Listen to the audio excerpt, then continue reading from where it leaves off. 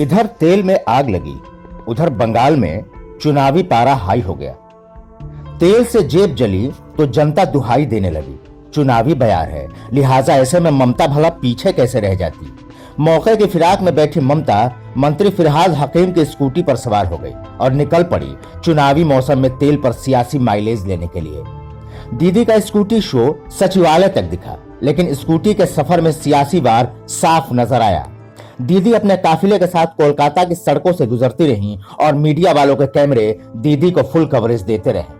सफर के दौरान बिना कहे दीदी सब कुछ कह गई और जब बोली तो बीजेपी पर देश को बेचने का बड़ा आरोप लगा डाला। बीजेपी ने नोटबंदी कराई, एलपीजी और पेट्रोल डीजल के दाम बढ़ाए।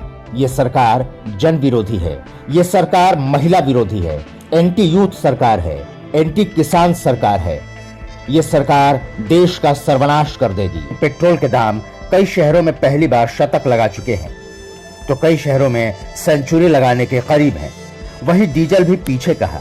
90 रुपए पर नॉट आउट होकर पेट्रोल का बखूबी साथ निभा रहा है तो घरेलू गैस के बारे में भी पूछिए ही मत। फरवरी महीने में बिना सब्सिडी वाले सिलेंडर का दाम तीसरी बार बढ़ा।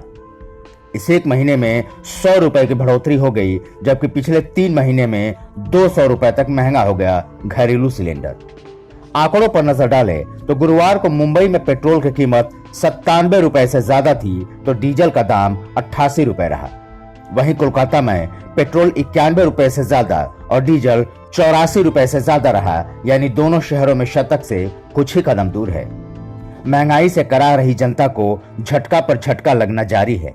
एलपीजी सिलेंडर की कीमत में एक बार फिर से इजाफा हुआ और दिल्ली में बिना सब्सिडी वाले सिलेंडर की कीमत करीब 800 रुपए हो गई। जनता महंगाई से कराह रही है क्योंकि पेट्रोलियम पदार्थ की कीमत बढ़ने से जरूरत के तकरीबन सभी सामान महंगे हो गए, लेकिन सरकार को मानो इससे मतलब नहीं है। अब तो रिजर्व बैंक ऑफ इंडिया के गवर्नर को भी कहना पड़ रहा है कि पेट्रोल डीजल की बढ़ती कीमतों से महंगाई तो बढ़ेगी ही, साथ साथ इससे ऑटो कंपनियों की मुश्किलें भी बढ़ेंगी।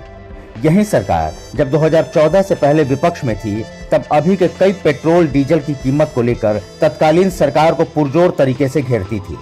बढ़ी हुई कीमत को कम करने की मांग किया करते थे, लेकिन अब जब सरकार में है तो तब का डिमांड खुद पर लागू करने के बजाय तर्क पर तर्क दिए जा रहे हैं। यही वजह है कि विपक्ष को बड़ा मुद्दा हाथ लग गया है और बंगाल में विधानसभा चुनाव होने की वजह से दीदी इसको भुनाने में जुट गई हैं। इधर ममता ने माइलेज लिया तो उधर बीजेपी ने सड़कों पर अपने भगवा रथ उतार दिए।